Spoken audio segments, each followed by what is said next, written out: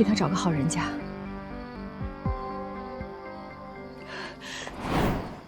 妈妈，不要！不要怪妈妈，都是你那个爹输光了一切。只要我拜入赌王冯汉天的门下，我失去的一切都会夺回来的。妈妈，放开我！放开我！200万到手了，等一会儿摘完器官，尸体要处理得干净点。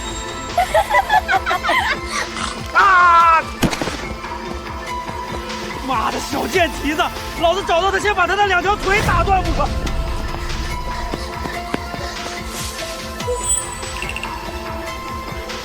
跑哪儿去了？妈妈，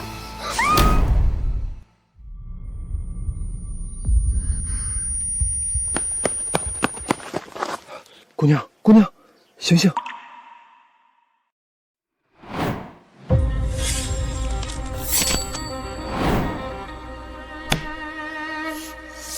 这次你肯定输了。是吗，师傅？这可不一定哦。这怎么回事？师傅你耍赖！这个大王是我抢到的，这下我最大了吧？你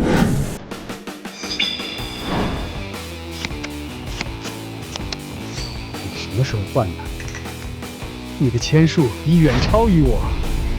师傅承让了。不过你心性淳朴，记住，赌场无父子，你的一次心软，换来的不会是亲情，而是更大的伤害。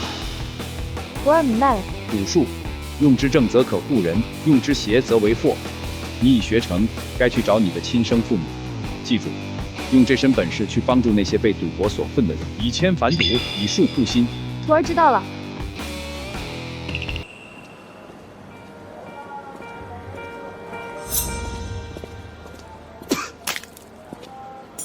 妈的，又输光了。小妹，一个人啊，陪哥几个玩玩？看你刚从赌场出来，手气不太好吧？关你什么事儿？既然你这么喜欢赌，不如我们赌一局。要是我输了，心甘情愿跟你们走。小妹妹想怎么赌？小妹妹想怎么赌？简单，你们每人抽一张牌。若是谁能抽到比我大的牌，我就陪你。要是我们都抽到比你大的牌呢？那就算我陪你们所有人。小妹妹，看来你今天注定要跟我们走了。我这把也不小，我这也够大了。确定不再换一张？哼，换什么换？这把稳赢。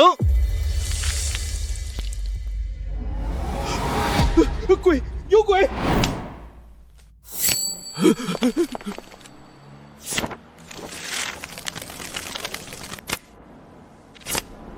看来是我赢了。女侠饶命！女侠饶命！我们输了。回答我几个问题，回答得好，放你们走。这个人认不认识？他不是控制华阳半边天汉天赌场的老板萧婉珍吗？你们对他很了解吗？他在我们赌界谁不知道啊？10年前拜入赌王冯汉天门下，这几年风头最劲，手段最狠，号称玉面罗刹的萧婉珍。姑娘，你若是找他寻仇，还是算了吧。这几年像姑娘这样找他寻仇的人都没什么好下场。滚吧。萧婉珍，妈妈，真是讽刺。你当年为了拜入赌皇门下卖了我，成了称霸一方的赌场主人，而我出来第一个反赌的人就是你。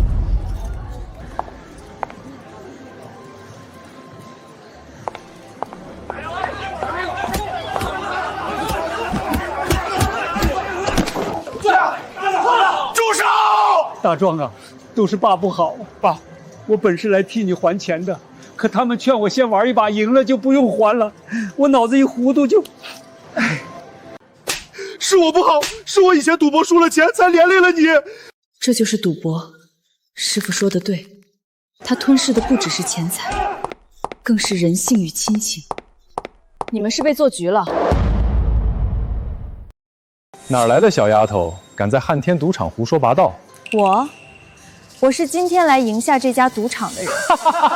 赢下赌场就凭你？你带了多少钱？10万块。10万元要赢下我们整个赌场？我们赌场至少值10个亿，你怎么赢下来？姑娘，不要赌啊！你这么年轻，不能走上这条道啊！老不死的，敢挡我生意！住手！他们欠你们多少钱？10万块。我替他还了。小丫头，你这是什么意思？我看你们能迷途知返，所以才救你们。现在钱债两清，带着你儿子离开这里，以后别再踏足赌场半步。恩人，这让我们如何报答？赌博救不了任何人，他只会夺走你最重要的东西。今天我能帮他们还了这10万，但明天呢？你们有多少个10万可以输？有多少份亲情可以挥霍？姑娘，你若来玩，我们欢迎；你若来捣乱，请你离开。我说了，我是来赢下你们赌场的，让萧婉清来见我。让萧总来？你不是10万块钱都给了他们，你还有钱？谁说我身上没钱？10块钱赢下我们赌场，你是来搞笑的吧？我就是要用10块钱赢下你们赌场。对了，你刚才打那老伯的耳光也得还。大哥，我看他像是精神病吧？他就是神经病。你们萧总若不愿来，待会儿这家赌场输光了，可别怪我没提醒你们哦。哼，10块钱玩什么好呢？小姑娘，10块钱能玩一把筛子，运气好的话能多玩几把。好，就玩筛子。大家都散了，一个神经病！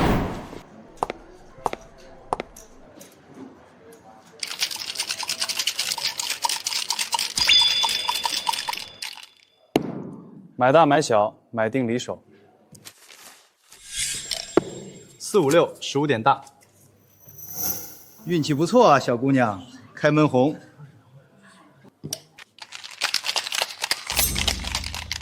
刚才买大，现在买小。买定离手，开。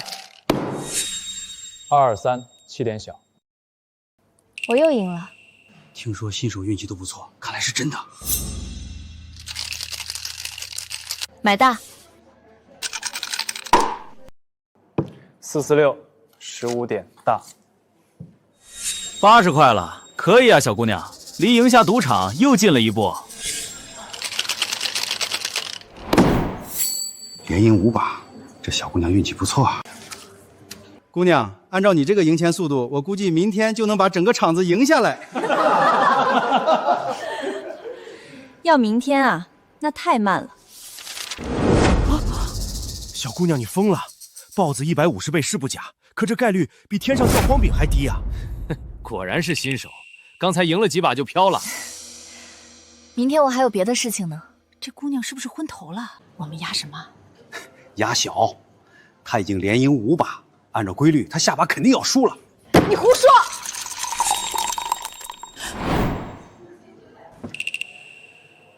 不准咒我输！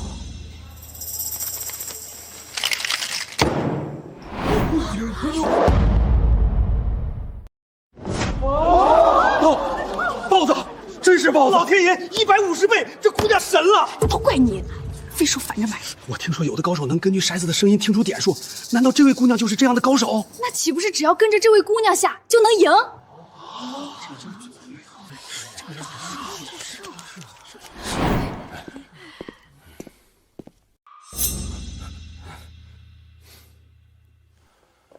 我来陪你玩玩吧。是赵经理，这儿的镇场高手，听说他那手骰子神乎其神，想要几点就是几点。是吗？真有这样的人？不过即使能控制点数，这姑娘也能听出来。我们跟着这位姑娘下也没错。没想到姑娘是行家呀，赢了这么多。哪有，还差远呢。像你这样的老千我见多了，有点雕虫小技就不知天高地厚。给你条活路，来我们这儿干。等我赢下这家赌场再说。敬酒不吃吃罚酒。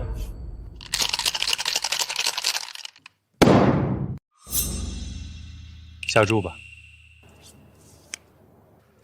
我也压小，我也压小。4、5、5大。看来姑娘的好运到头了。都怪你，都怪你！一会儿反着买，一会儿跟着买，又输了。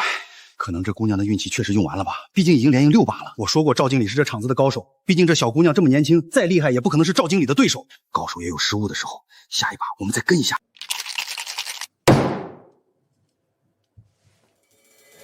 各位下注吧。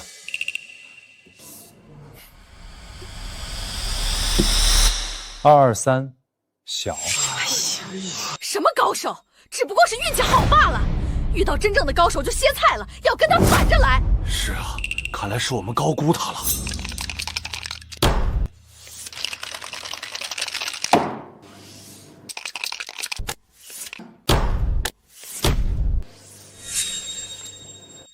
真是晦气，以为遇到个高手，没想到是个半料子，害我输了这么多。姑娘，你10块钱10块钱这么下，赢下我们赌场要到什么时候啊？你说的也是。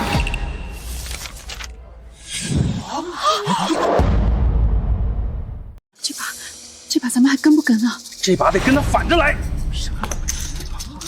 姑娘似乎对这局很有底气啊，那咱们不如玩的再大一点。我所有的筹码都在这里。不够，还要赌上你。如果你输了，你就赔我1年。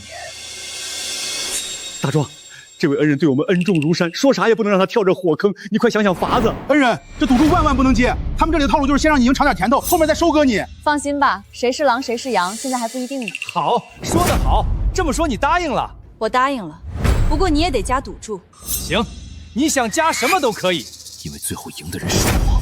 你刚才这只手打了他，就赌你这只手吧。我说过，刚才这一巴掌是要还的。好，恩人，这赌场的规矩就是赌约言出必行，否则就是死路一条。你要三思啊！是他自找的，就当给他点教训。这赌约我接了。这小姑娘还是太年轻了，这赵经理混迹赌场这么多年，没有必胜的比望，怎么可能拿自己的手当赌注呢？这下他输定了。新人就这样，仗着自己有点运气，就以为是赌神了，这回栽了。好，哈哈，那你可看好了。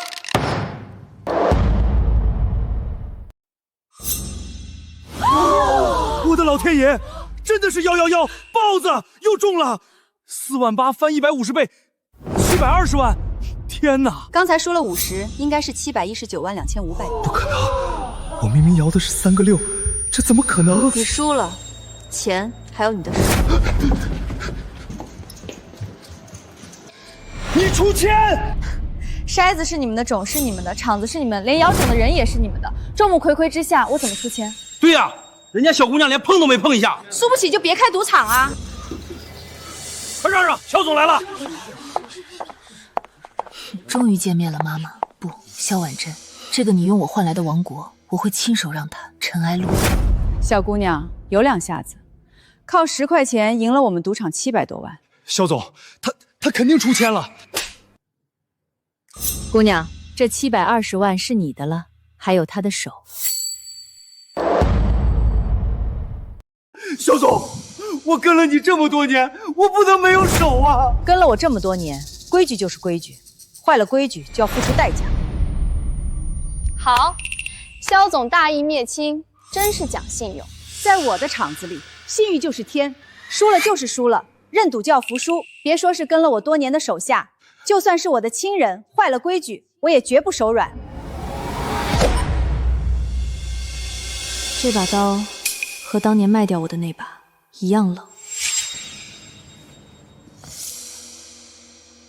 姑娘饶命，我错了，我错了。我没要你的命，我只要你一只手而已。我是靠这只手吃饭的，没了这手就是要了我的命啊！怎么，你还想用这只手去祸害别人啊？不敢不敢，只要姑娘肯放了我，让我做什么都可以。是吗？行，那我就给你一条生路，当着大家的面说说你这筛子到底是怎么做的局让别人输钱的。什么？这骰子也能做局让我们输钱？这骰子哪有什么局啊？全靠运气啊！靠运气？别以为我不知道你们的勾当，我给你个机会让你自己说出来，否则你的手就没了。姑娘，赵经理技不如人，输了赌约，我认。这手你若要取，按规矩办便是。可你坏我赌场名声，这恐怕不行吧？对，赌场公平经营，没有什么局。宁可断手也不肯说出秘密。这萧婉静管人的手段可真够狠的。你身上的这个东西是什么？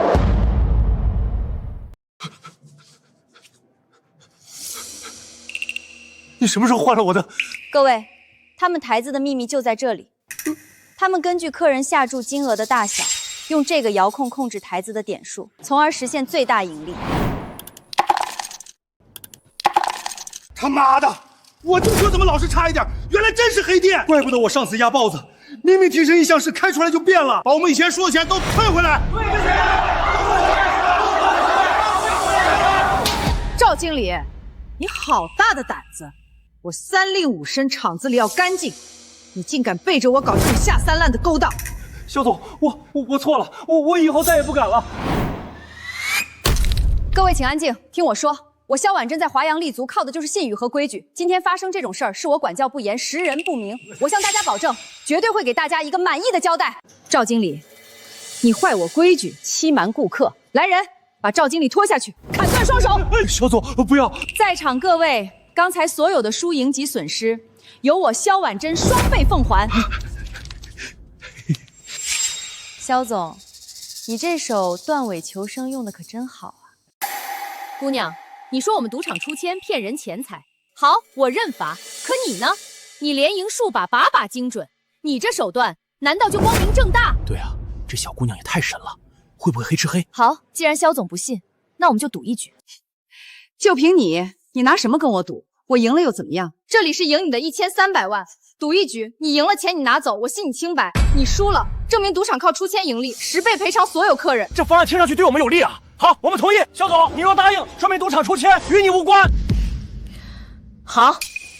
这小姑娘赢得了萧婉珍吗？是啊，听说玉面罗刹萧婉珍，据说除了当今赌王，没人是她对手。据说她的骰子特别好，连赌王都不是她的对手。姑娘想怎么玩？听说萧总骰子很厉害，那我们还是玩骰子吧。往枪口上撞，明知萧总骰子同时还敢选这个，这不是自断生路吗？这姑娘有点太狂了。来人，拿副新骰子来。既然姑娘是行家，那我们干脆玩的简单一点，比大小如何？你是庄家，规矩你定，你说怎么玩就怎么玩。好，3颗铲子比大小，谁大谁就赢。听你的。这位姑娘摇台子我没见过，但是萧婉珍的台子水平我可是亲眼见识过的。就普通的台子，那真是想摇几点就几点，一柱冲天，把骰子摇碎也不在话下。真有这么神？那这位姑娘不是输定了？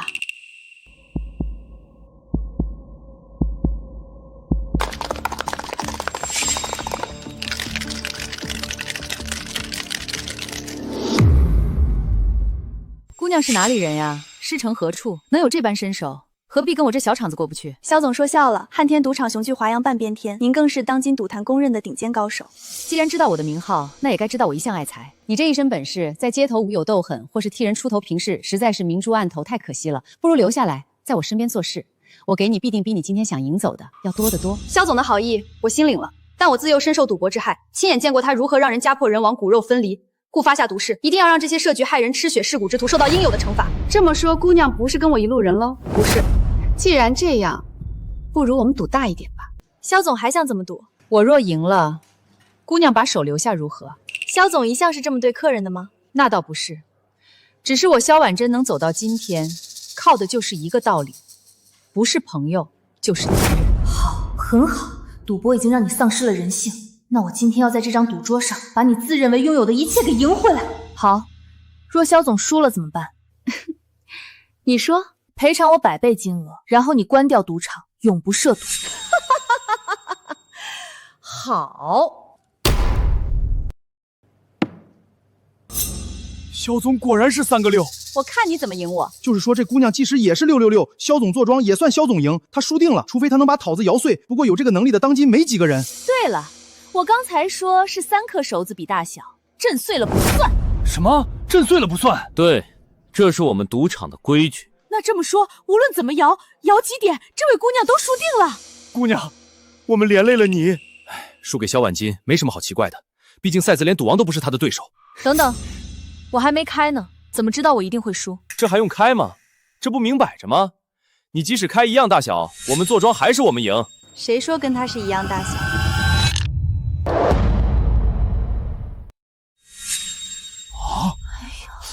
也是3个6，这姑娘确实厉害，能跟萧总摇出一样的点数。可惜啊，可惜，规矩是庄家为尊，点数一样算庄家赢，他还是输了。能逼平萧总，已经虽败犹荣了。到头来还不是输，萧总，快砍了他的手！恩人，是我们害了你呀！看来胜负已……等等，谁告诉你我的勺子和你一样大？你这是什么意思？难道6点还能比6点大？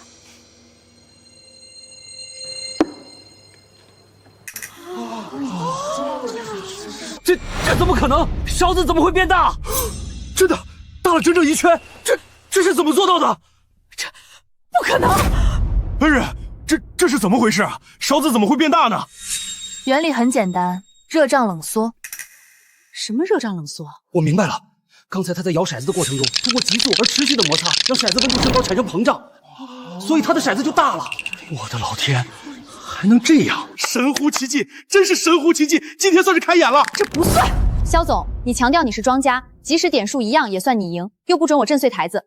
按你的道理，这根本是一场我无论如何都无法赢的局。若是这样，那我们比的意义又如何？说得好，只许州官放火，不许百姓点灯。肖总玩文字游戏玩到自己头上了吧？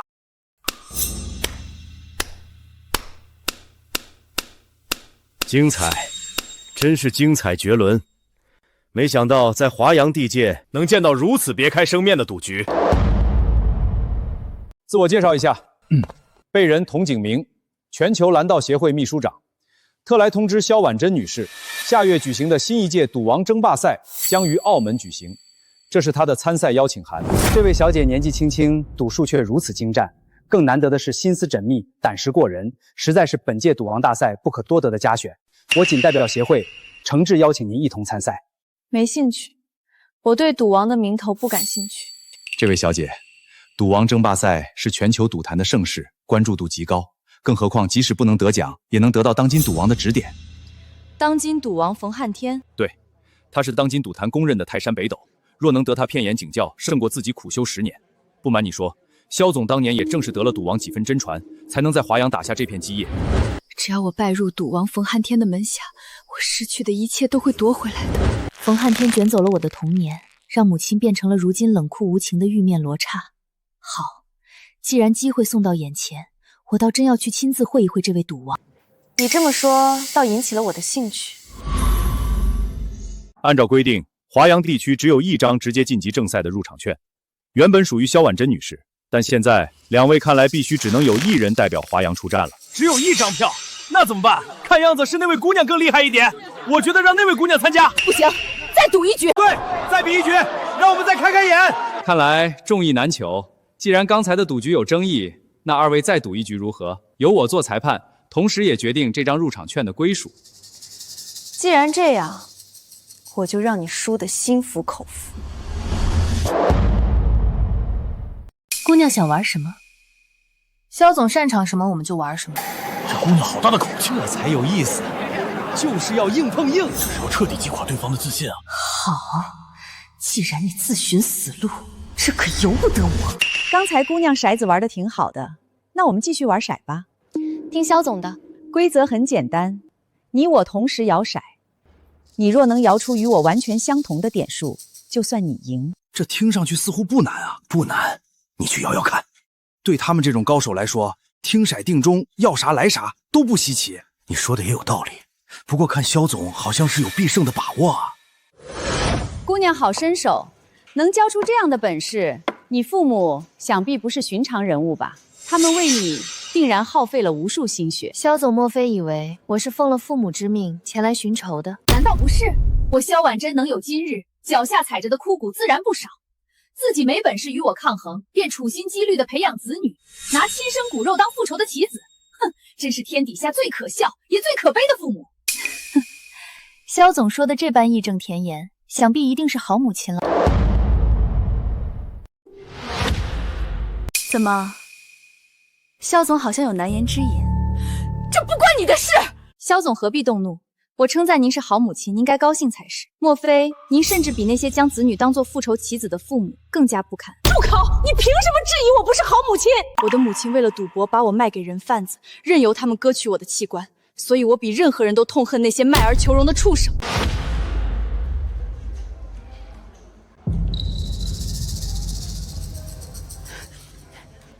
去查查他的底细。是，肖总。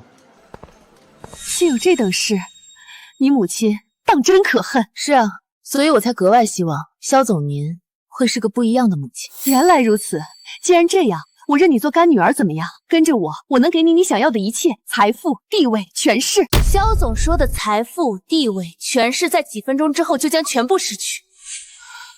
狂妄！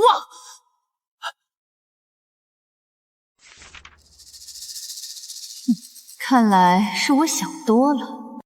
高兰，牛家村人，自幼丧父丧母，自学赌术，无背景，近几个月在乡下做反赌宣传，原来是个不知天高地厚的江湖骗子。做反赌本就是刀尖行走，师傅这是怕我牵连到他，索性给我安排了个父母双亡的身世。既然这样，我还得加个筹码，若你输了，把命留下。可以啊，看你有没有这个本事了。若你输了，你就得终身禁赌。另外，你这个赌场就归我吧，毕竟还要参加那个什么大赛的，得要点本钱。好，肖总请吧。你执意寻死，那我就让你见识见识，什么才是真正的赌术。神乎其技，这摇少手法以真化境，少阴浑然一体，竟让人完全无法分辨点数轨迹。萧总这一手混沌之音，当真是独步赌坛，举世无双。不错，手法娴熟，力道均匀，单论技巧已属上乘。只可惜，与萧总那浑然天成、已入化境的混沌之音相比，要差远喽。什么？萧总这使用的是传说中的3元龟力？什么3元龟力？这一招有这么强吗？据说萧总曾用这一招赢过赌王呢。赢过赌王？那小姑娘不是死定了？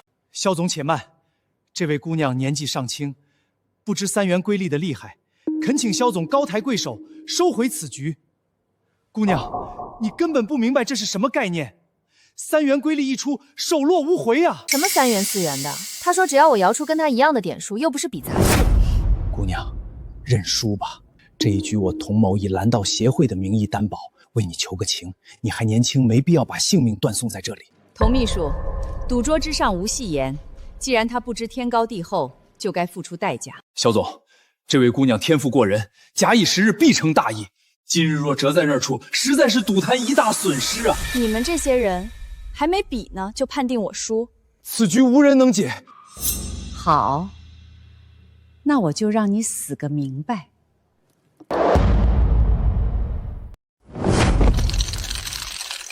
我的天，骰子怎么像陀螺一样转个不停？这根本看不清点数啊！这要怎么比？当今赌坛除了萧总，谁才能摇出这种骰子？看来骰神的称呼当之无愧。姑娘，这下你可要认输了吧？不过你输给这招什么冤的上面一点也不冤。谁说我会输啊？什么？莫非这招这姑娘也会？看好了，他的骰子也在转，快看，转速居然一模一样！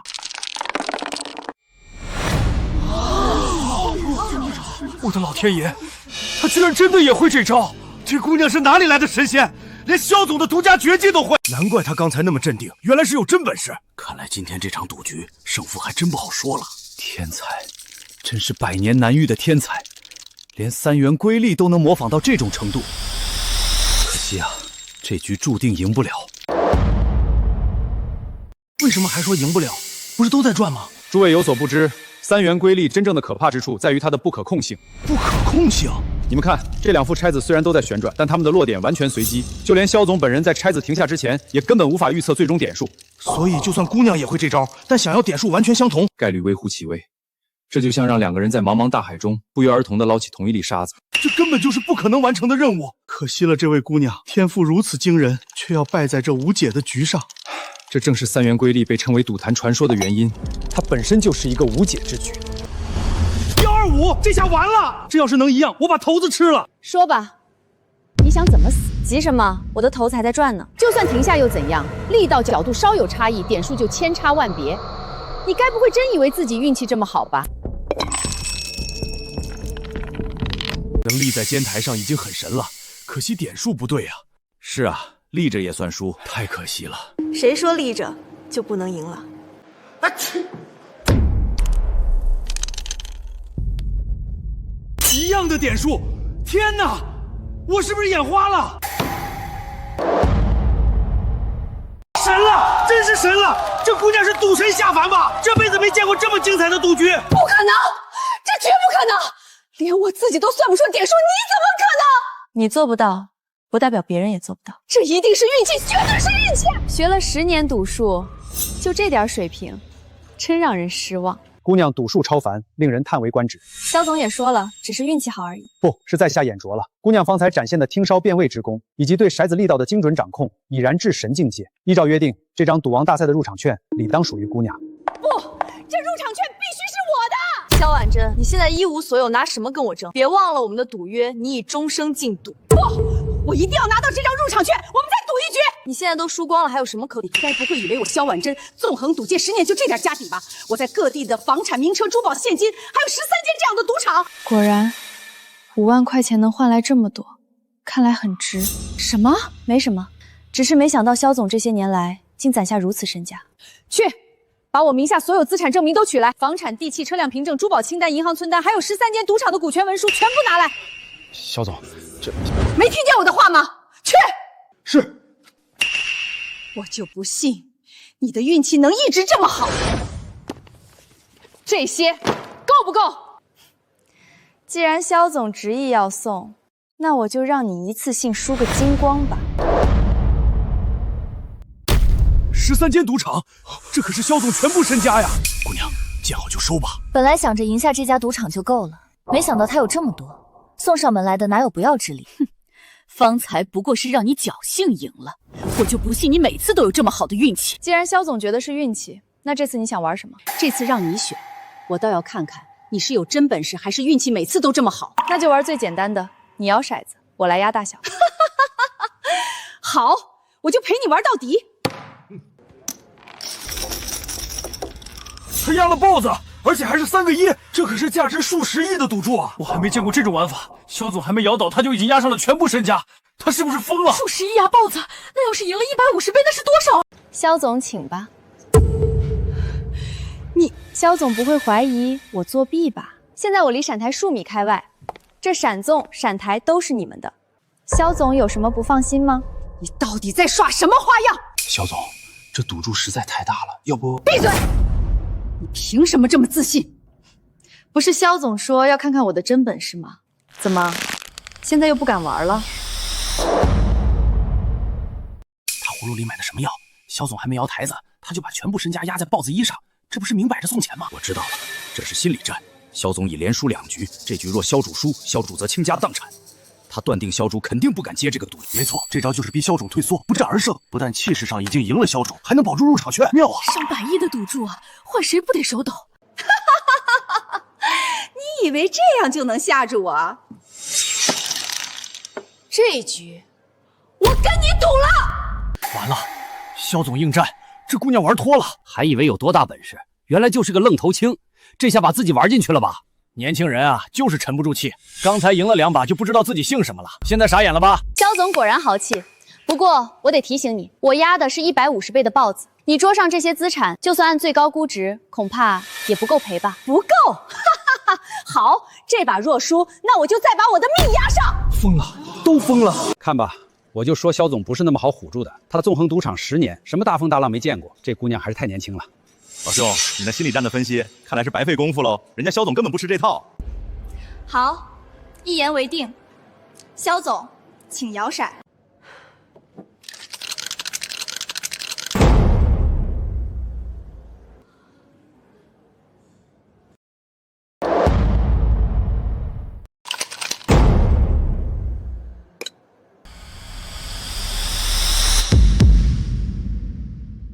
豹子真的是111！我的天，他压中了！真的神了！他不是人，他是赌神！数十亿的150倍，这得多少钱？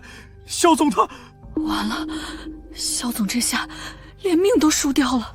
这已经不是赌术了，这是法术吗？不可能，绝对不可能！你到底是什么人？你到底是什么人？我是一个深受赌博其害，立誓要那些危害过别人的人付出代价的反赌人士。反赌？世界上的赌场那么多，危害社会的人不计其数，你为什么偏偏盯上了我？为什么？为什么？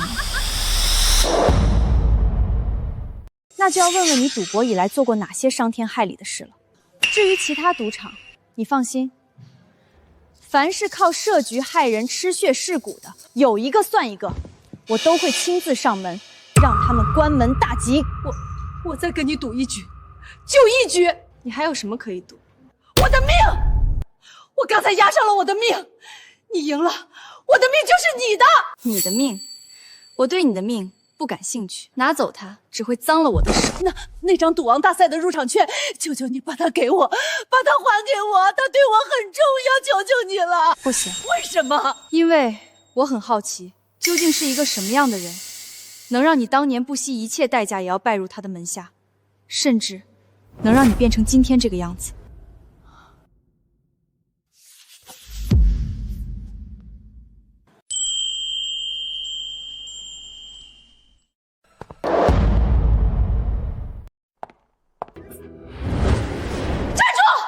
你不赌就休想离开这里！今天，要么你再跟我赌完最后一把，要么你把命留下！你们还要跟着他？看清楚了，他现在一无所有，房子、车子、票子、场子都在我这里。你们为他卖命能得到什么？跟着一个输光一切的穷光蛋，等着喝西北风吗？但如果你们跟着我，这些赌场、这些产业还需要人管理，谁是朋友，谁是敌人，我分得清。看来大家都很聪明。肖总，现在是你不配站在这里了，是你自己体面的离开，还是我让他们请你出去？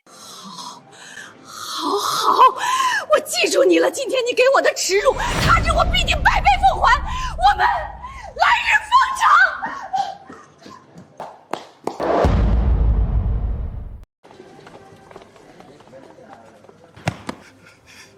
恩人，你真是神人啊！未卜先知，你怎么就知道萧婉珍一定能摇出3个亿？世上哪有什么未卜先知？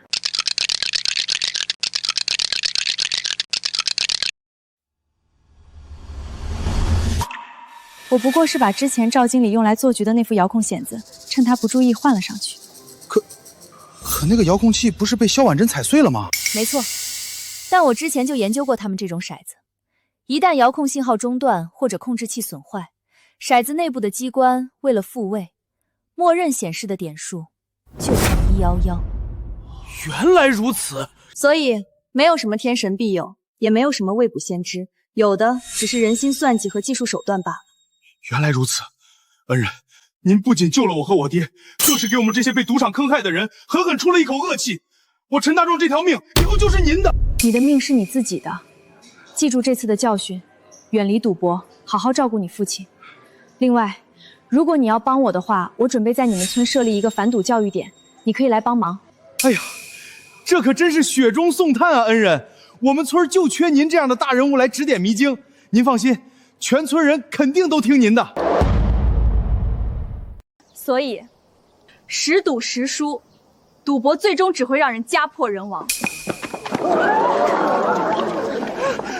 大壮哥，救命啊！大壮，二叔，你怎么弄成这样？我不是人，我又去赌了，在京海赌场，我把老婆都输出去了。他们说今天不去赎人，就把他卖到南阳去。带路。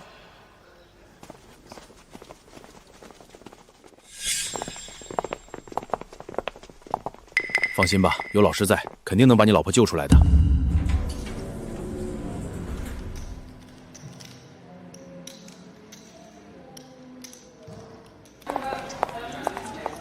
不用演戏了，李二柱的事是你们做的局吧？聪明，早就听说华阳出了个了不得的小姑娘，把我这不成器的师妹弄得如此狼狈。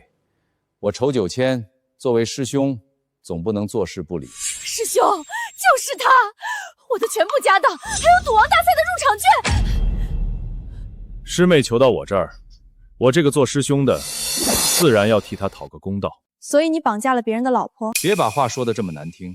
我仇九姐做事向来讲江湖道义，今天想邀请你赌一把，若我赢了，还请姑娘把从我师妹这里拿走的东西还给她。放心，赌局绝对公平，所以特意请来童秘书做个见证。童秘书，按江湖规矩，我若赢了，物归原主，合乎道义。按规矩，若裘先生胜出，萧女士的损失我不管，但那个入场券得归获胜者。姑娘的才能我见过，姑娘放心，我童某在这行干了有20多年了，号称铁面潘官，绝对不会为了利益出卖自己。好，那就有劳了。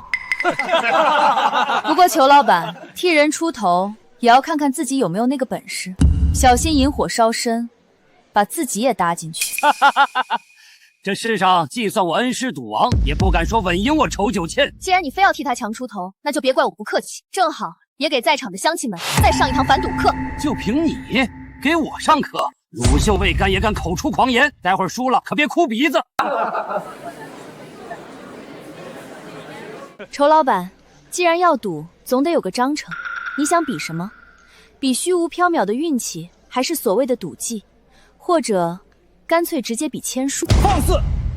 我仇九千乃一代牌神，凭的是真本事，岂会行那等鸡鸣狗盗之事？你休要血口喷人！当然，没人会承认自己出千。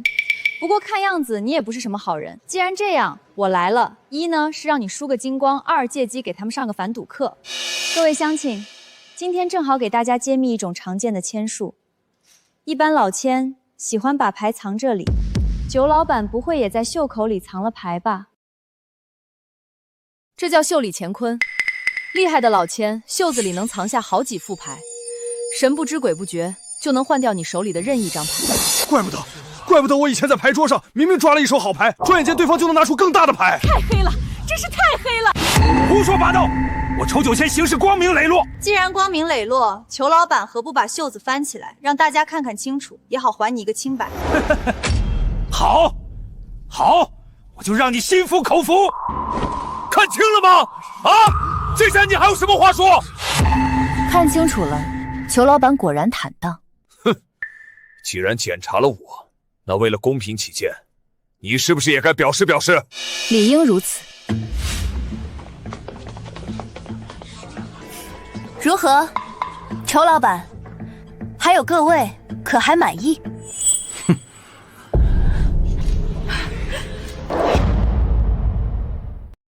裘老板想玩什么？21点，我坐庄。可以，不过我看了你的面相，好像根本就不是我的对手，可要想清楚哦。黄毛丫头也敢妄谈面相，萧婉珍居然会栽在你这种信口开河的人手上。下注吧。1万。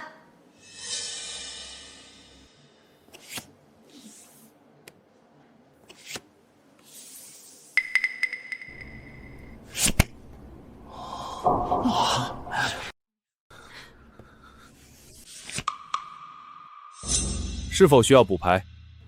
不需要。不用。庄家手牌黑桃 K 方小九，总和19点大，庄家胜。承让了，第一局我就收下了。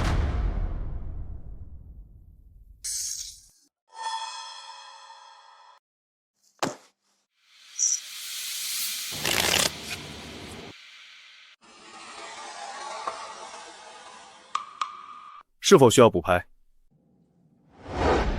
我不需要。不必了。庄家手牌方块10红亥10，总和20点大，庄家胜。看来运气站在我这边。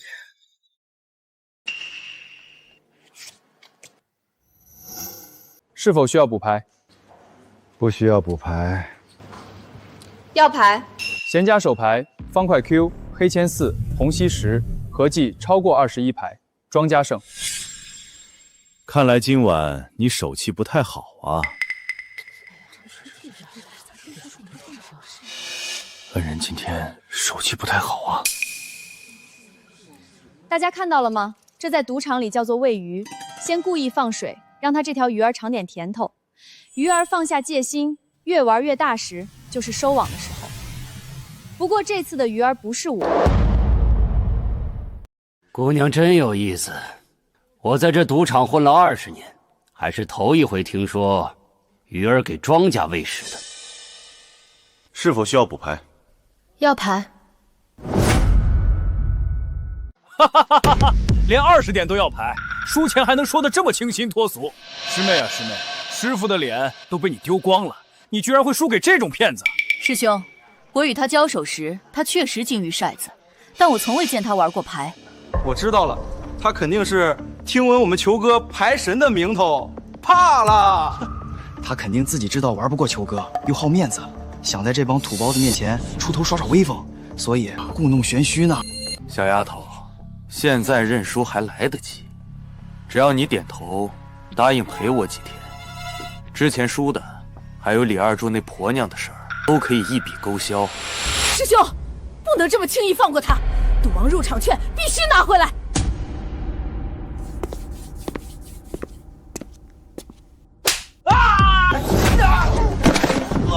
萧婉珍，你真让人失望，竟然要沦落到要找这种货色来替你出头。不过也好，让这种自以为是的人输个精光，算是罪有应得，我心里也没什么负担了。臭丫头，死到临头还敢口出狂言！乡亲们，刚才给大家讲了喂鱼，现在再揭穿一层骗局。你们看这位荷官，他看似公正，但洗牌发牌的手法里都藏着猫腻。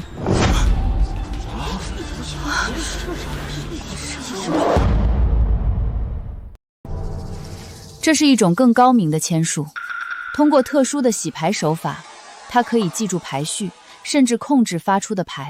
比如这一把，如果我没看错，他给自己安排的是黑桃 A 和方框 K、Black Jack， 而发给我的是红心6和魔花4，可怜的10点。胡说八道！是不是胡说？掀开看看不就知道了。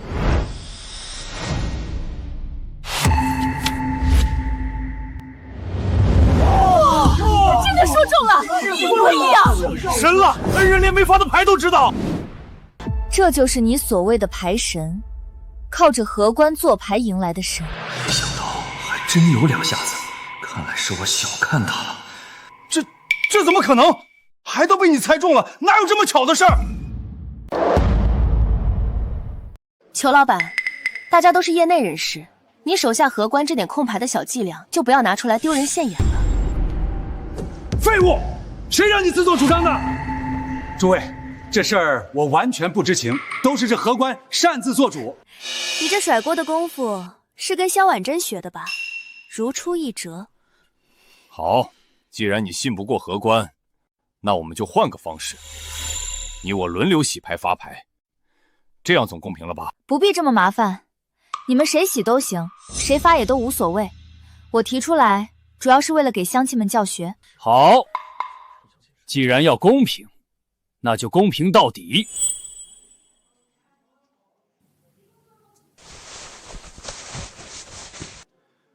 这样，我什么都看不见，总不会作弊了吧？随你。这世上还没有我仇九九摸不透的牌，就算双目不能视，这108张牌也得乖乖听我号令。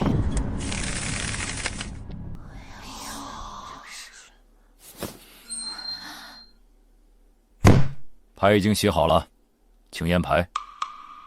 不必了，开始吧。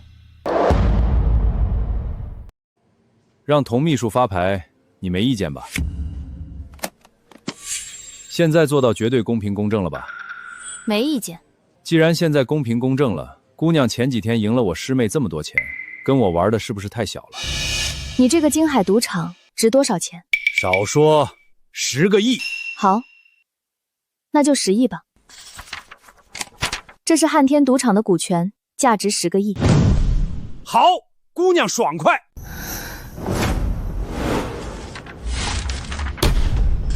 这是京海赌场的股权，价值也是10个亿。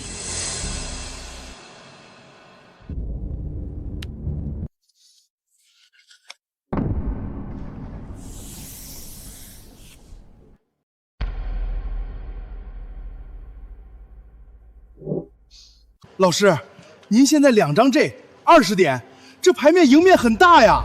对方就算是 A， 最多也就是平局。这帮蠢货，以为蒙上眼睛我就不知道洗的是什么牌了吗？我牌神的称号岂是浪得虚名？闭着眼睛，我也能洗出任何想要的牌型。看来娄小姐手气不错啊，这么好的牌面，不如我们增加点赌注。裘老板，我牌面这么好还要加注，岂不是给我送钱？姑娘怎么知道我牌不好？说不定我下面这个12要了一张10点。既然裘老板这是给自己发了一副必输的牌，还要主动要求增加赌注，我自然奉陪。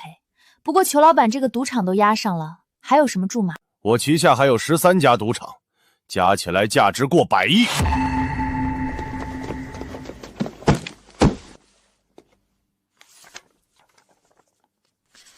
巧了，我今天正好带了100亿赌注过来。双方赌注已确认，共计超过200亿，请签字。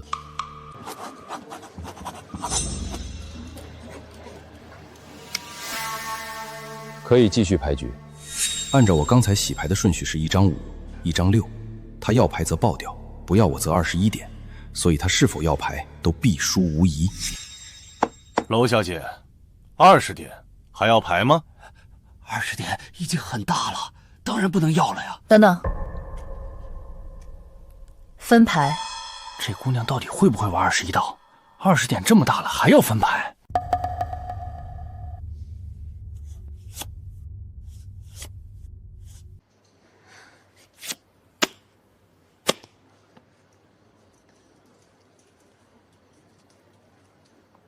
看来他是还有2下子的。经过我星河倒转洗牌手法后，还能记住前面的这几张牌，知道后面这2张牌是你必输的牌，所以你选择了分牌。但接下来是2张10，你要或不要，还是要输。继续分。什么？莫非他还能算到后面的牌？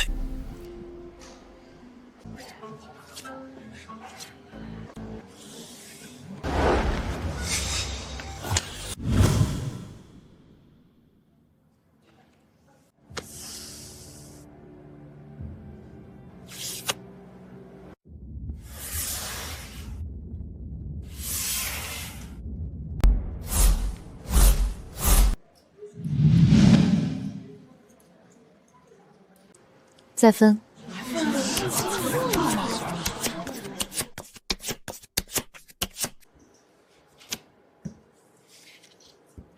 不错啊，知道自己会输，所以选择了分牌，想看看后面什么牌。不过我很好奇，你是知道了我的洗牌手法呢，还是你是想蒙一下呢？什么？他用洗牌手法洗到自己想要的牌，可他刚才明明蒙着眼睛啊！是的，有些高手通过训练确实可以蒙着眼睛，仅凭触感和肌肉记忆，在洗牌过程中就安排好自己想要的牌序。而裘老板正是这样的人。怪不得刚才老师的牌2个 K20点，老师选择分牌，后面是1个5，1个6。如果没猜错的话，他的底牌应该是 A。大壮，有长进，你猜的没错，他的底牌就是 A。那不是作弊吗？能看破我的星河倒转，算你有点眼力。不过童秘书，这牌是他自愿让我洗的，也是他自己放弃切牌的。按规矩，这可怨不得我吧？赌坛规矩，双方认可洗牌方式且未行使切牌权，手法本身不构成作弊。娄小姐，规矩就是规矩。这算什么规矩？明明就是作弊！听见了吗？规矩就是规矩。现在要认输吗？裘老板误会了。你笑什么？我指出你的手法，不是为了指责你作弊，而是要让乡亲们看清楚，在真正的赌术高手面前，任何精妙的洗牌手法都不过是雕虫小技。好大的口气！就算你看破了我的星河倒转又如何？现在的牌面，你依然必输无疑。是吗？那就请继续吧，请童秘书分牌。等等，既然这位姑娘这么有自信，不如我们增加点筹码吧。裘老板想增加什么筹码？若是你输了，就陪我3天3夜，并且从此不得再搞什么反赌宣传。不是下流！可以，但若是你输了，你要向在场所有被你欺骗过的乡亲磕头认错，骂赌王是个王八蛋，捐出全部家产，终身从事反赌公益。好，就这么说定了。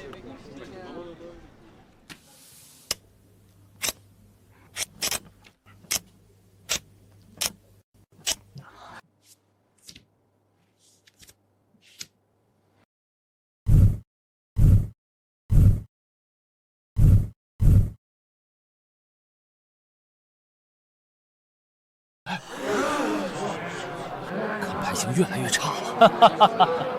想到怎么样凑出21点了吗？没有21点又怎么样？你以为你一定能赢吗？是的，我一定会赢。你知道我的底牌又怎么样？我20点，你们再怎么凑都凑不出比我大的牌。大壮，那老师是不是要输了呀？不会的，老师会想到办法的。想什么办法？再想也只是浪费时间。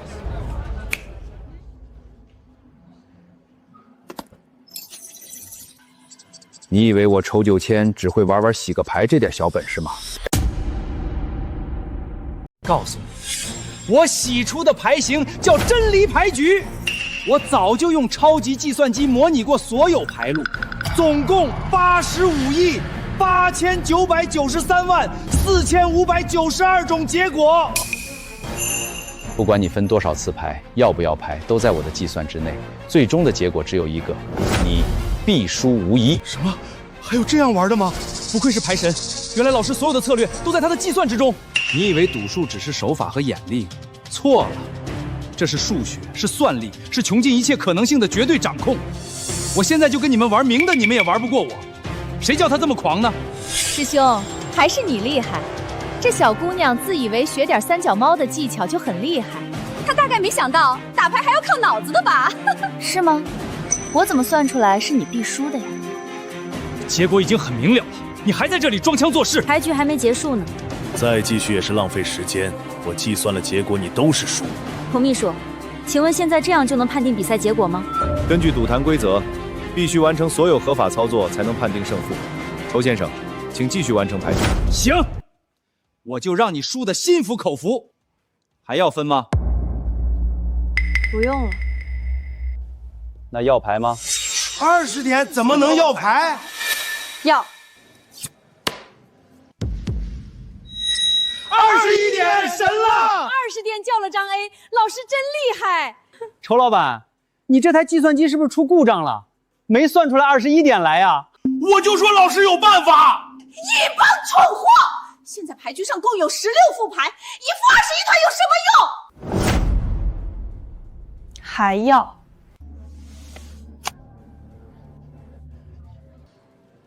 不，我说这副还要。什么？这副已经是21点了，还要？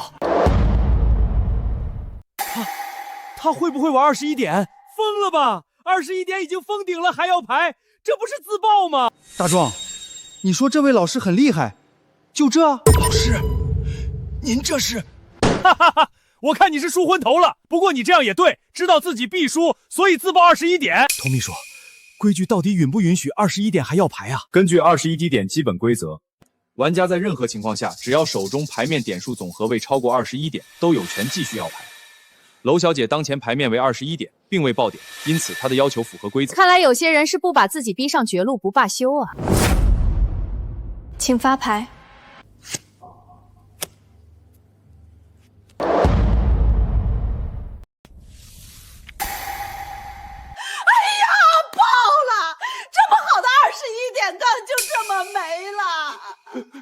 完了完了！这副也要牌。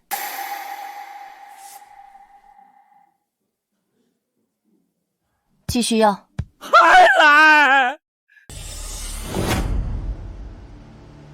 这女人是真疯了，纯粹是来送钱的。我看她是知道赢不了，破罐子破摔了。师兄，看来老天都在帮我们，让他精神失常了。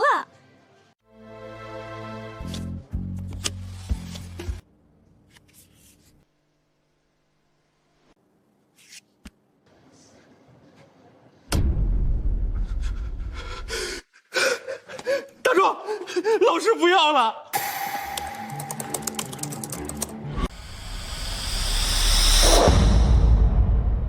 上次计算没考虑21点还要牌的情况，刚才这把他是碰巧而已。前面每计算一步，后面计算量都有几何倍增长，不可能靠自己算出所有结果。又是21点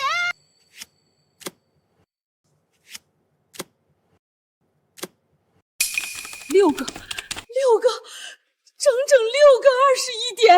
我的老天爷，我是不是在做梦？这怎么可能？现在只剩下最后一副牌，牌面为7和2的第16副牌。如果是21点的话，那按21点赌注为1.5倍的话就赢了。最后一副牌要牌，继续要，还要。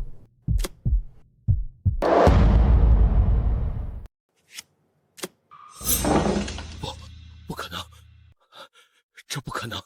我的真龙牌局算进了85亿种可能，没有这种结果，没有！你肯定是出千了！好啊，仇老板，说我出千，那你来抓千。童秘书，按你们赌协规矩，抓签失败是什么后果？抓签失败，断双手。抓签！裘老板，牌是你的，洗是你洗的，发牌是童秘书发的，我全程连牌的边都没碰过。请问我是怎么出签的？你该不会怀疑童秘书帮我出签吧？谁知道啊？可事实摆在眼前，让人不得不怀疑。仇九千，我童景言在蓝道协会20年，还从未有人敢如此污蔑我的名誉。童秘书，铁面判官，谁说的准呢？比起看不见的人心，我更相信数学答案。况且在座各位，谁见过真不爱钱的神仙？裘老板不信我，不信童秘书，甚至不信自己亲眼所见。这么相信你的计算机，那就用你的计算机验证一下我有没有出签。要验证我是否出签换牌，很简单，比对一下现场真实的牌型序列和你电脑里真龙牌局预设的牌型序列是否完全一致即可。好，既然你怀疑童秘书，让你的人来核对，将童秘书发牌盒里剩余的所有牌，连同桌上已经发出的牌，按照发出顺序，与你电脑里记录的初始排序进行比对。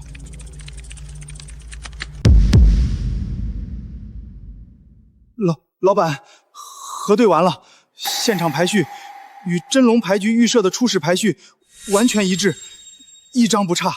仇九千，你还有什么话好说的吗？不，这不可能！我计算了无数遍，肯定不会出错。老板，你看，你们看，计算机里面的要牌策略跟老师的策略一模一样。唯一解，他真的算到了85亿9000多万种可能之外的那一条生路。恩人，您不仅是赌术通神，您简直是诸葛在世，神仙手段，我们服了，心服口服。此女之能已非凡所，恐怕当今赌王也不一定是其对手。现在证据确凿，仇九千该履行你的赌约了。履行赌约？放屁！老子凭什么听你的？这里是我的地盘，我说了算，都愣着干什么？给我把他们全都拿下，一个都不准放走！果然，看来你们真是同一个师傅教出来的，仗着人多势众反悔。你这做派跟当初输光一切的萧婉珍真是如出一辙。各位兄弟，刚才的情形大家都看得清清楚楚，仇九千已经输了，输得彻彻底底。他现在名下所有的赌场资产，包括你们现在站的这个地方金海赌场，都已经属于我。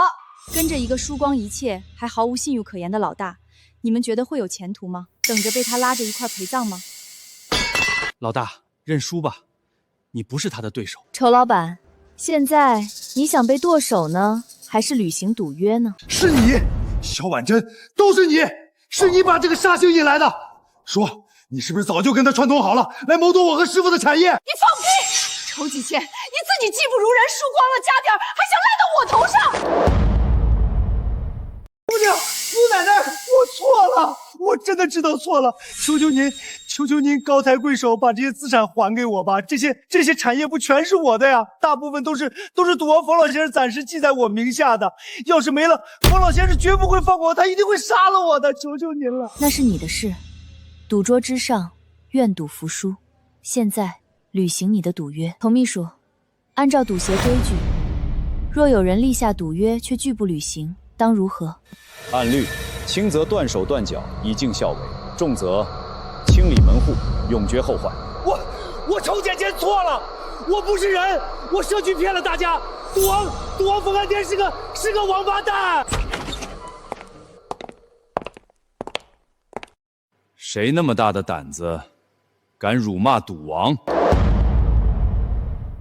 你是谁？大胆！他是当今赌王助理，敢对他不敬就对赌王不敬，是他。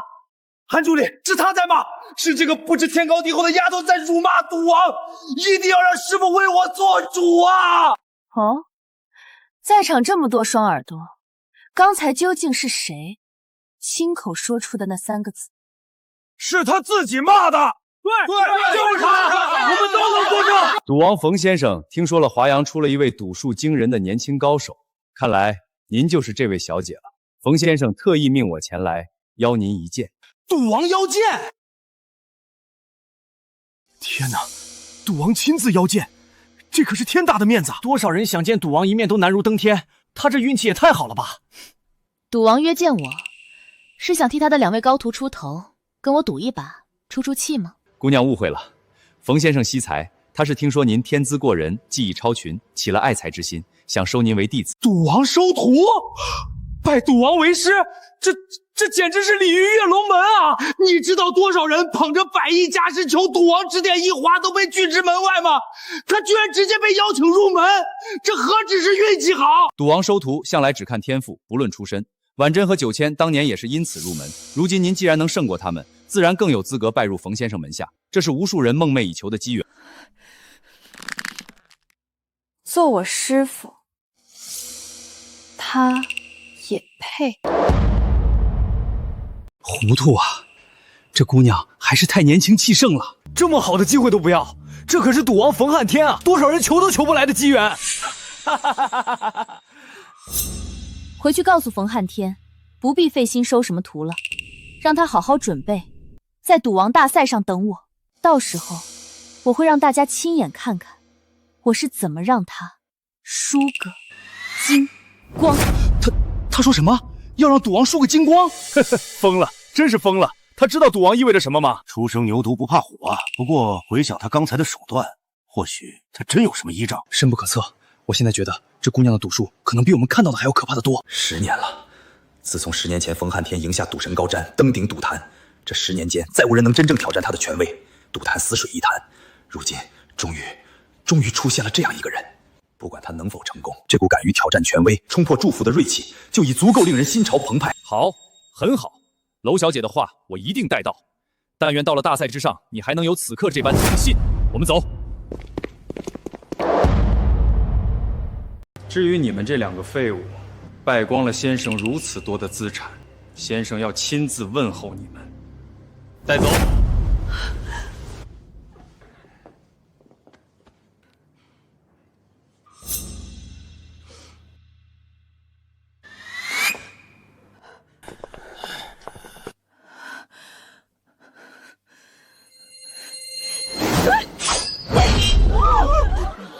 师妹，你疯了！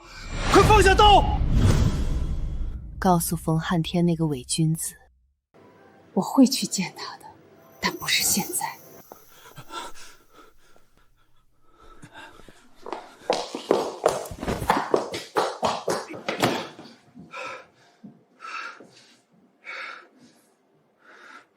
废物，都是废物！把他给我押回去，严加看管。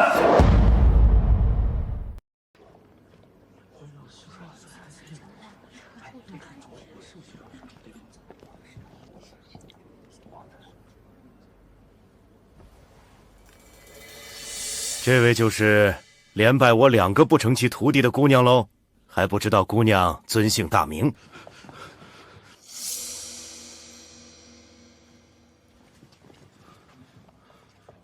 高兰，冯先生是来替徒弟讨公道的。赌桌之上，胜败乃常事，他们技不如人，怨不得别人。不过娄小姐当众拒绝我的收徒邀请，倒是让冯某很是意外。我这个人自在惯了，不习惯给人当徒弟，更何况我是来拿赌王称号的，不是来拜师的。好个不知天高地厚的丫头！好，很好，年轻人有锐气是好事儿。不过我要提醒高小姐，赌王大赛不是乡下赌番，在这里嚣张是要付出代价的。代价？就凭你教出来的那2个废物徒弟的水平，我还真看不出你有什么本事能让我付出代价。好，很好，那咱们赌桌上见真章，到时候可别后悔。调查此人的来历。是。萧婉珍，她怎么敢来这里？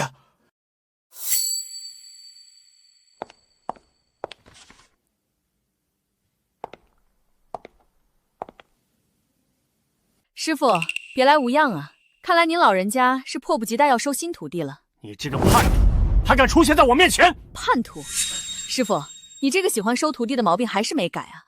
人家不领情啊！当年你为了收我为徒，你可也是费尽心机啊！我不知道你在胡说什么。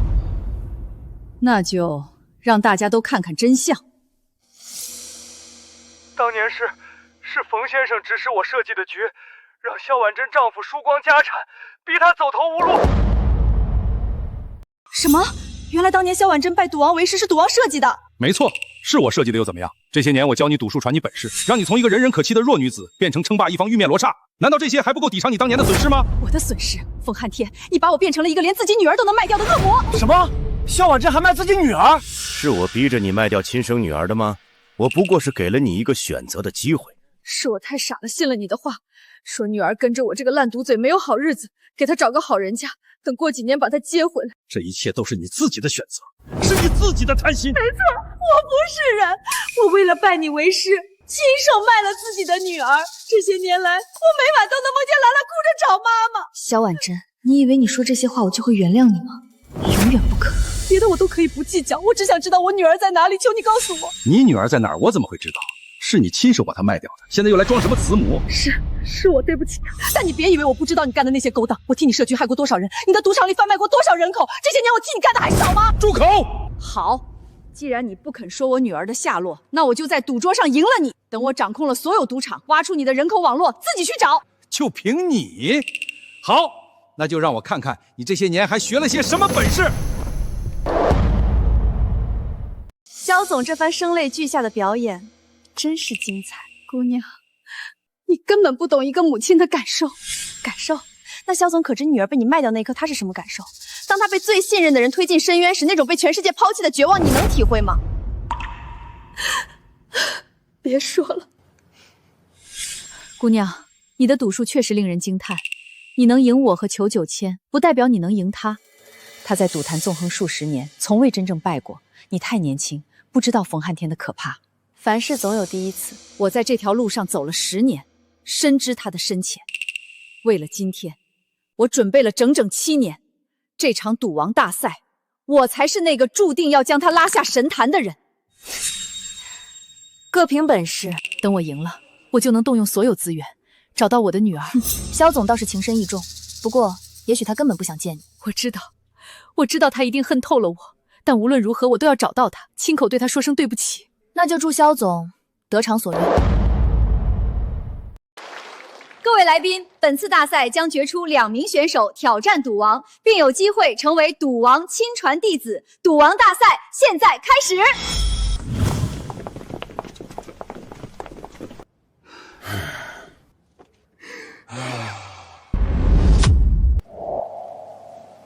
先生们，经过激烈救啄，最终2位选手脱颖而出，他们分别是叱咤风云的玉面罗刹，曾在预赛中造下连胜纪录的萧婉珍女士，以及本届最大黑马以神乎其技连克强敌的高兰小姐。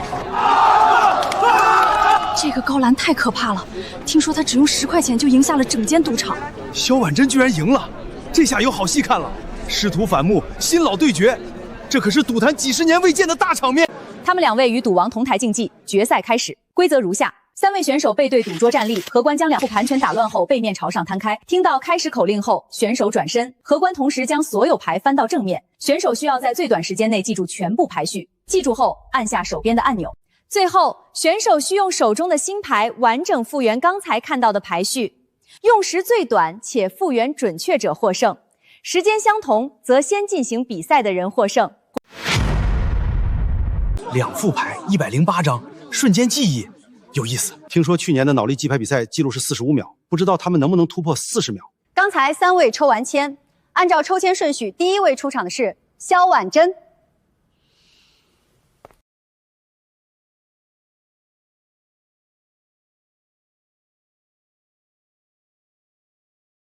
师傅，你不是说要看我有什么长进吗？今天我就让你看看。等等。你们能走到现在是有点能耐，不过这么比有点没意思。我们增加点赌注怎么样？我还没想好怎么跟冯先生谈赌注呢。冯先生主动送钱，真是太好了。高小姐，你赢了我赌场200亿，那我们就以200亿做赌注吧。好。你没有200亿，那就用你的命做赌注吧。好。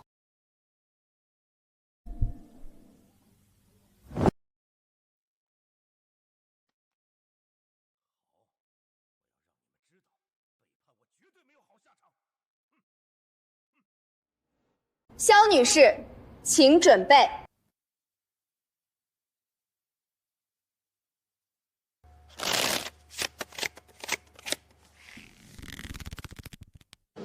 比赛开始，开始计时。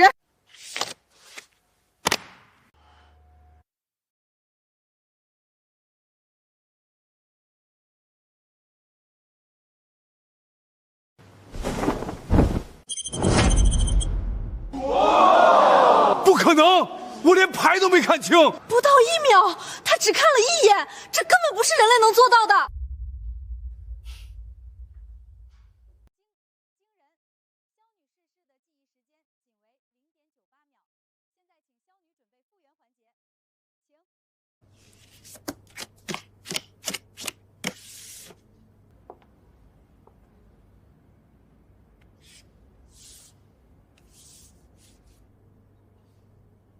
经比对，萧婉晶女士复原排序与原始排序完全一致。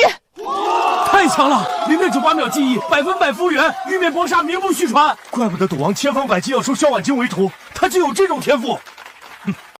冯汉天，这7年来，我无时无刻不在练习着惊鸿一瞥、肌肉记忆、空间定位、图像捕捉。我把自己变成了一台只为今天而活的机器，就是为了在你最得意的领域彻底击败你。你看到了吗？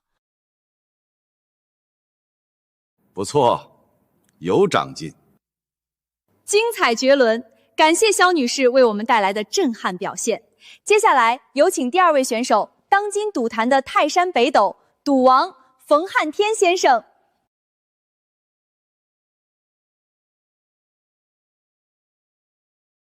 冯先生，请准备。高小姐，方才与萧婉珍的赌注不过是清理门户的开胃小菜，你我之间不妨也添些彩头，如何？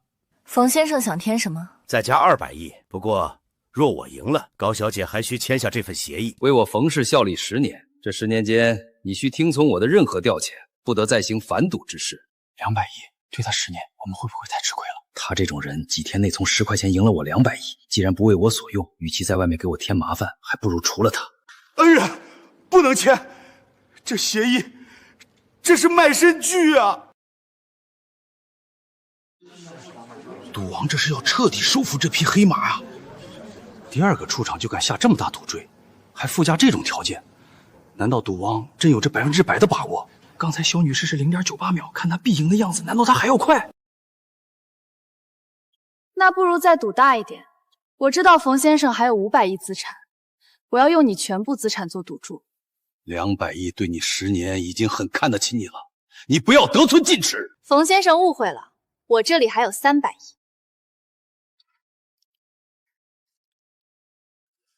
什么？天运阁、金沙会、琉璃宫，我3家赌场都被你赢走了。我这个人闲不住，赌王大赛没开始，我顺便去又赢了几家赌场。好，把我名下的赌场股权资产全部拿来。此人绝不能留。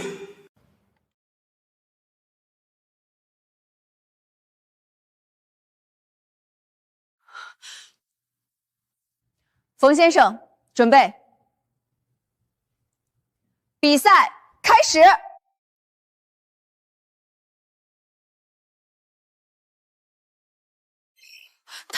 他按了，牌还没翻啊！这是什么意思？放弃了吗？冯先生，您这是牌还没有？谁规定一定要看到牌才能开始记忆？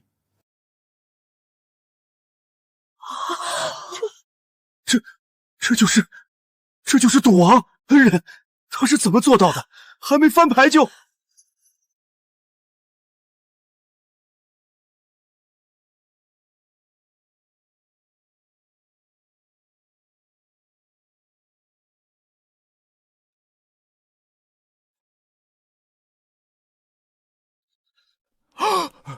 我的天，全对，到现在全对，他真的是在牌没扇开之前就记住了。这根本不是人类能做到的，他难道有透视眼吗？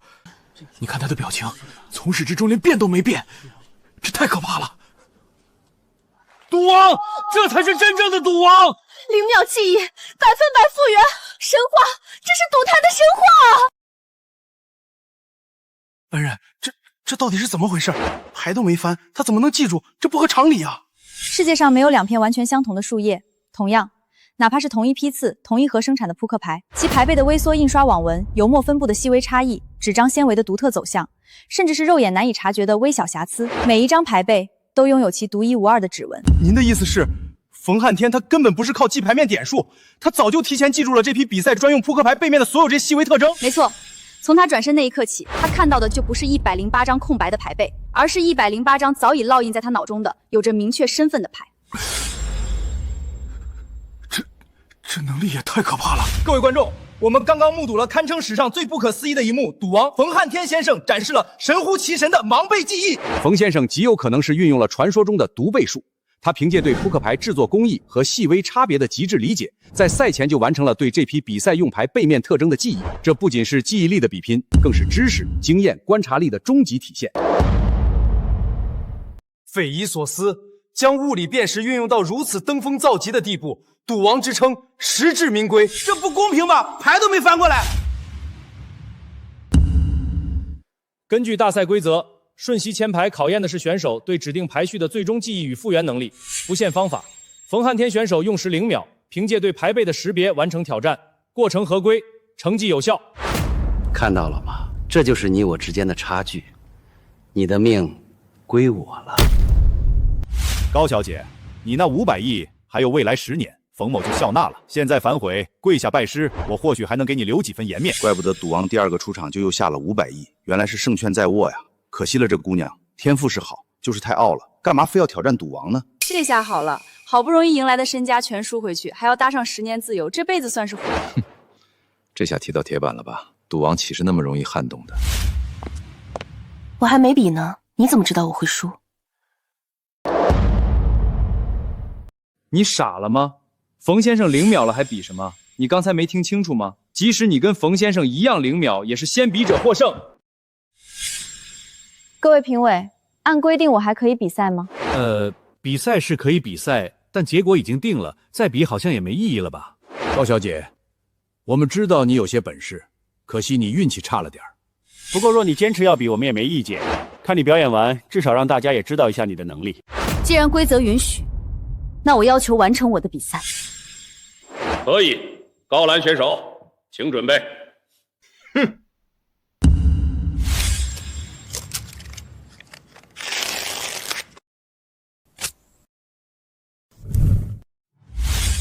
高蓝选手准备，比赛开始。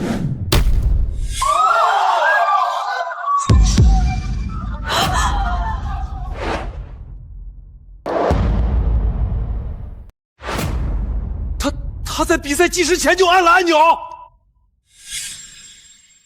这算什么？我从未见过这样的操作。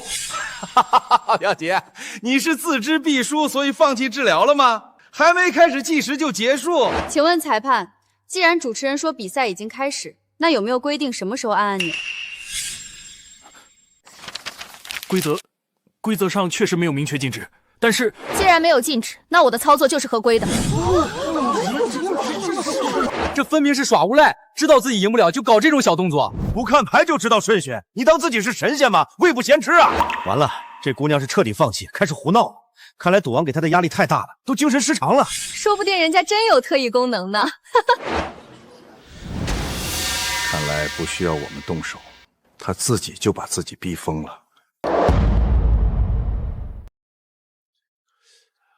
这怎么办？成绩无效，但规则确实没写不能提前按啊，只说了开始后比谁用时短。这负时间理论上比0秒更短，但这根本不符合常理。他怎么可能在牌摊开甚至没转身的情况就知道排序？他还没复原呢，他可能知道比赛想碰碰运气吧。那就给他个机会，看看他运气怎么样吧。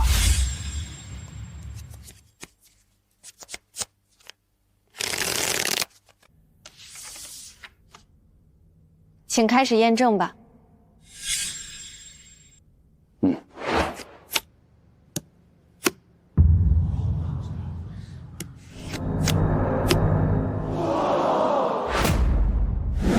经核对，高蓝选手复原的排序与原始排序完全一致。我的天，全对！他真的全对了！神仙，这是赌神下凡啊！我不是在做梦吧？他没转身，没看牌，他是怎么做到的？这比赌王的0秒记忆还要离谱。不可能，这绝对不可能！他一定用了什么我们不知道的方法。未卜先知，他真的能未卜先知！我错了，我刚才不该嘲笑他。裁判，这怎么算？负时间也是时间，他比赌王更快，成绩必须有效。看见了吗？这就是我们恩人，这就是真正的本事！奇迹，这是赌坛100年未有的奇迹，我们见证了历史。高蓝选手他创造了不可能。规则没有禁止，他的操作完全合规，而且他完成了完美复原。理论上，他的用时是负数，他比瞬间还要快。无需多言，成绩有效。高蓝选的表现不仅有效，而且是碾压性的胜利，他定义了新的赌术巅峰。他怎么可能连牌杯都不需要看？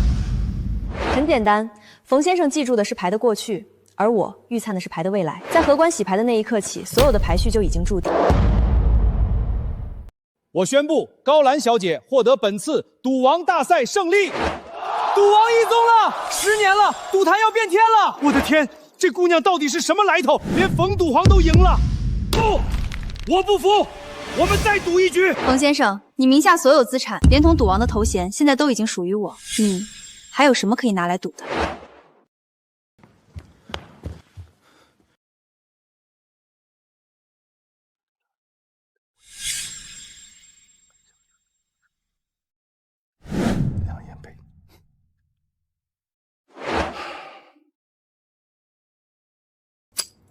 我用这个赌。终于要拿出你最后的筹码了。高兰，不，或许我该叫你娄淑兰。我知道你是谁了，也知道你为什么要反赌，要找萧婉珍报仇。这里是我30年来所有人口贩卖交易网络的完整资料、账目和联系人，包括当年经手卖掉你的那2个贩子的下落和信息。怎么样？用这个赌你刚刚赢走的所有资产，外加你自愿放弃赌王称号，将它归还于我，你敢吗？好，我跟你赌。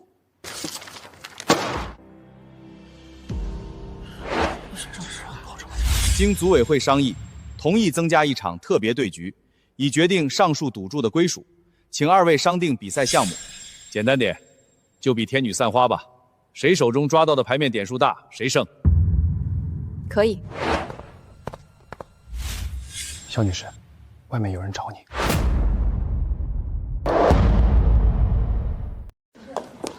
终极赌局天女散花现在开始，请双方准备。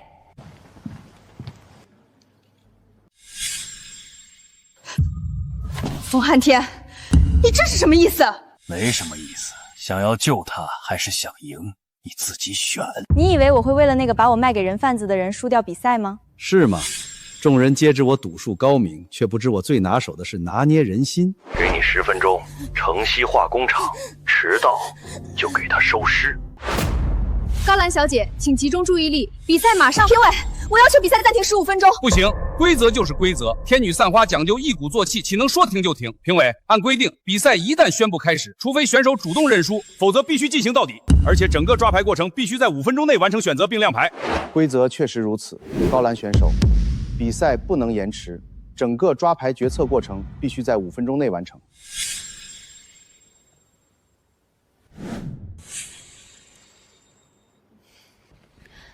大壮，你替我比这一局。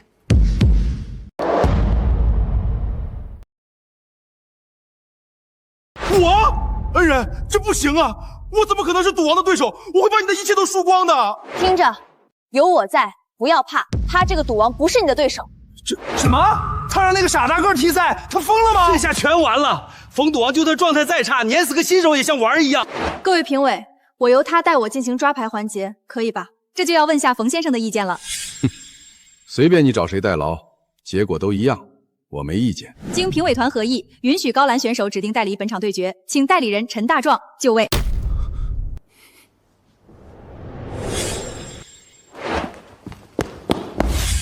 萧婉珍刚才还在现场，这么短时间不可能出酒店，肯定还在酒店内。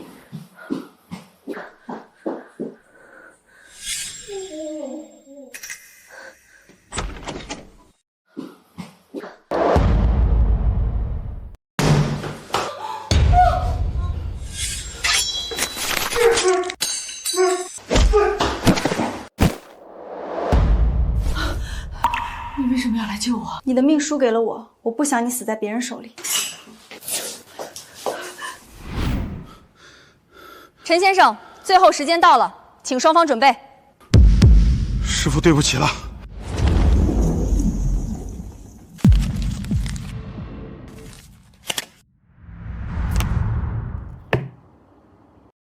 请亮牌。是 K， 是 K， 我抓到 K 了。K， 很大吗？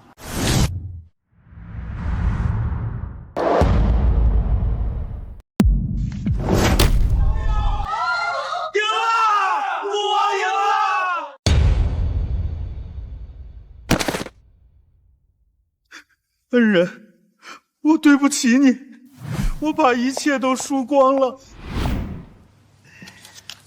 等等，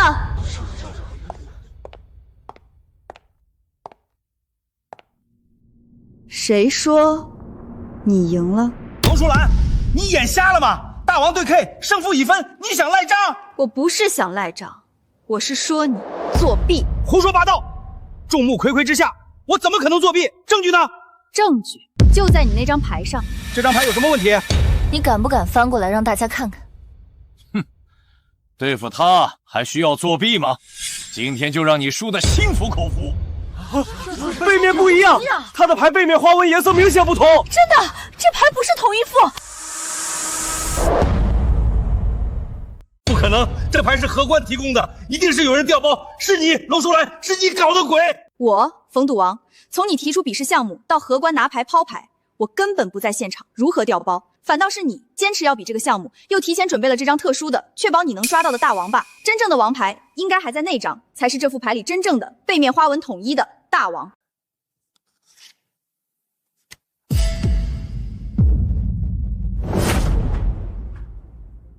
不是这样的，这不可能！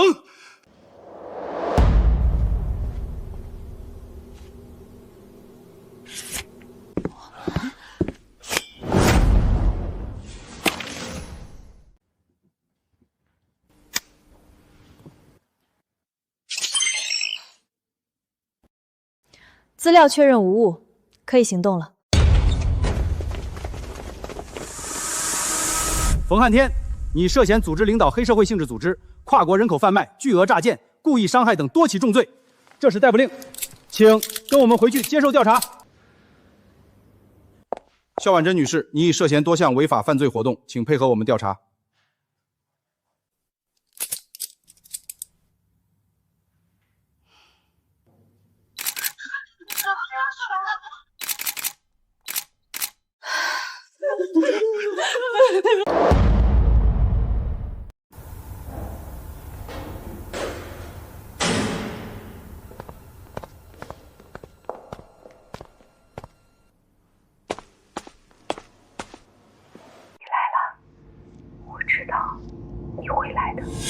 我来是想亲口告诉你结果，冯汉天的势力已经彻底瓦解。根据 U 盘里的线索，他那些遍布各地的窝点都被端掉了，包括当年那2个人贩子也已经落网。好，那我能不能问问兰兰，她还好吗？他很好。真的吗？她现在在哪儿？长成什么样子了？他恨我吗？他很好，小时候他妈妈总喜欢在河边捡这种漂亮的石头给他，他说那是星星的眼泪。这朵花是他生日那天他妈妈用狗尾巴草编给他的，他珍藏了很久。你怎么会这些？兰兰，是我的兰兰，真的是你！我对不起你，妈妈，对不起你，我不是人，我……现在说这些已经没有意义了。我告诉你这些，不是想替你道歉，也不是为了认亲。我知道我不配做你的妈妈。我只是想让你知道，那个被你丢掉的女儿没有死在那个晚上，她活下来了，被人救了，学了一身本事。她回来不是为了认亲，而是为了终结这一切，为了那些像她一样被赌博毁掉家庭、被赤亲背叛伤害的人讨一个公道。公道，是啊，这才是真正的公道。兰兰，不，娄淑兰，你做得对，你做得比我好1000倍、10000倍。妈妈，我为你感到骄傲，真的。我会继续我的路，用我的方式去帮助更多的人。你在这里好好反省吧。舒兰，好好活着，一定要幸福的活着。